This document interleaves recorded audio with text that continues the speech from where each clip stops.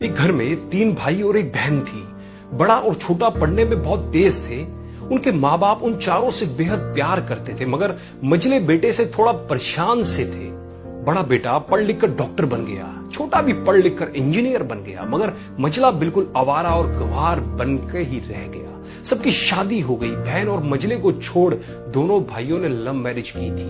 बहन की शादी भी अच्छे घराने में हुई थी। आखिर भाई सब डॉक्टर इंजीनियर जो थे, अब मझले को कोई लड़की नहीं मिल रही थी। बाप भी परेशान, माँ भी परेशान।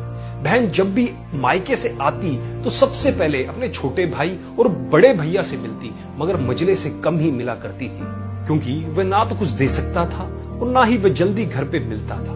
वैसे ही वह दिहाड़ी मजदूरी करता था, पढ़ नहीं सका था ना, इसलिए नौकरी कौन देता।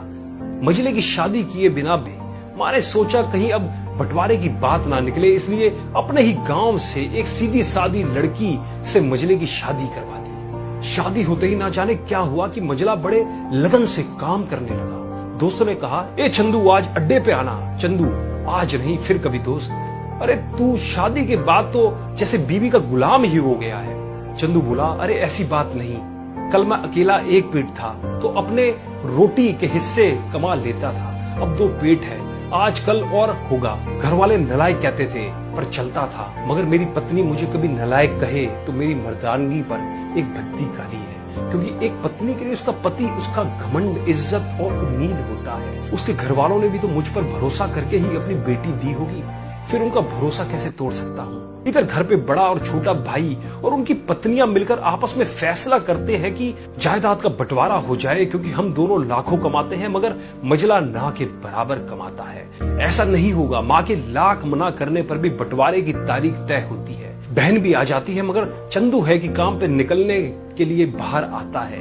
उसके दोनों भाई उसको पकड़कर भीतर लाकर बोलते हैं कि आज तो रुक जा, बंटवारा कर ही लेते हैं। वकील कहता है ऐसा नहीं होता, साइन करना पड़ता है। फिर चंदू अपने भाइयों से बोलता है, तुम लोग बंटवारा करो, मेरे हिस्से में जो हो दे देना, मैं शाम को आकर अपना बड़ा सा अंगूठा चिपका दूंगा पेपर पर।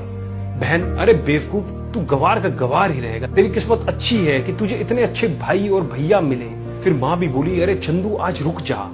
बंटवारे में कुल 10 बीघा जमीन में दोनों भाई 5-5 रख लेते हैं और चंदू को पुश्तैनी घर छोड़ देते हैं। फिर चंदू चिल्लाता है, अरे फिर हमारी छुटकी का हिस्सा कौन सा है? दोनों भाई हंसकर बोलते हैं, अरे मूर्ख, बंटवारा भाइयों में होता है और बहनों के हिस्से में सिर्फ उसका मायका ही है। फिर चंदू बोलता है, ओह शायद पढ़ा लिखा ना होना भी मूर्खता ही है। ठीक है, आप दोनों ऐसा करो, मेरे हिस्से की वसीयत मेरी बहन छुटकी के नाम कर दो। दोनों भाई चकित होकर बोलते हैं, और तू? चंदू माँ की ओर देख के मुस्कुरा कर बोलता है, मेरे हिस्से में माँ है ना। फिर अपनी बीवी की ओर देखकर बोलता है मुस्कुरा के, क्यों चंदूनी जी, क्या मैंने गलत कहा? चंदूनी अपनी सास से लिपट कर कहती है, इससे बड़ी वसीयत क्या होगी मेरे लिए कि मुझे माँ जैसी सासू मिली और बाप जैसा ख्याल रखने वाला पति। बस यही शब्द थे जो बंटवारे को सन्नाटा में बदल। बहन दौड़कर अपने गवार भैया से गले लगकर रोते हुए कहती है कि माफ कर दो भैया मुझे, क्योंकि मैं समझ ना सकी आपको। चंदू अपनी बहन को बोलता है, इस घर में तेरा भी उतना ही अधिकार है जितना हम सबका।